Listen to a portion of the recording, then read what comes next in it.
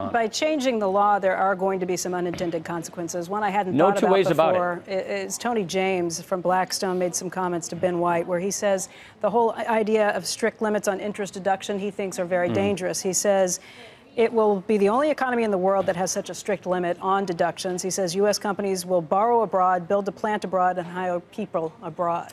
Yeah, I would disagree with that. He may be talking about the 110 rule, which is I won't go into the obscure details, but most countries, and the OECD is doing this, they're doing what we call a thin cap rule. And yes, I know those industries that really do a lot of leverage don't like this, but we are doing an interest limitation on 30% of EBITDA. I know this is Squawk Box, so I'll talk in a wonky way and normally don't That's good. We like it. We needed it for a subject like this. Yeah, right. So, but what I'm trying to say, Becky, is most of our foreign competitors are adopting what we call a thin cap rule. If you're thinly capitalized, you can't deduct interest above a certain amount. And the typical amount is 30% of your EBITDA. You can deduct up to 30% of your EBITDA, but not after 30% of your EBITDA. Okay. And by the way, that's where the rest of the world is going. And doing that gives us the money we need to lower tax rates across the board and get us a 20% tax rate and a territorial system. So I would say the trade-off is good. It's just for those companies that really want to lever up.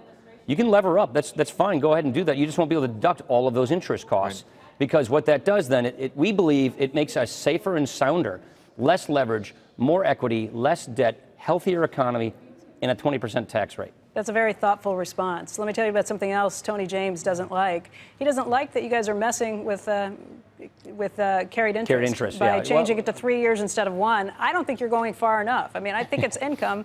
Why don't you charge it as So it's such? Goldilocks, right? So it's Goldilocks. There are different shades of gray on the policy you can do here. When you get into this issue, what I've learned, and I used to chair this committee, you end up doing a lot of collateral damage and unintended consequences. You could really mess up the real estate markets. There are a lot of things you could really mess up. And that is why what the Ways and Means Committee did with their carried interest policy, their preferred policy, was to extend the period from 1 to 3 years, the holding period.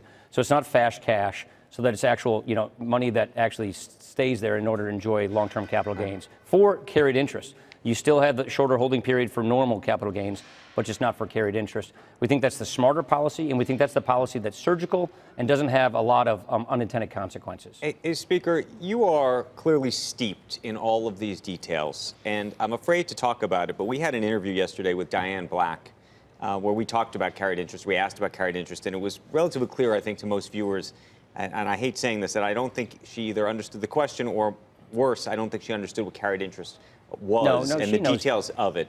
And my question to you is more, as you talk to all of the people in Congress, what sense do you have that they have this level of sophistication that you do to actually be able to wade into these issues? Well, I used to chair the Ways and Means Committee, and I spent my adult life working on tax policy. I was Jack Kemp's tax economist back when I was a young guy. So, some of us just have different expertise. What we typically do in Congress is we look to the people with expertise to set the tone and the tempo and the policy in this area. I looked to Mac Thornberry on how to rebuild the military, because he knows a whole lot more about it than I do as chairman of the House Armed Services Committee.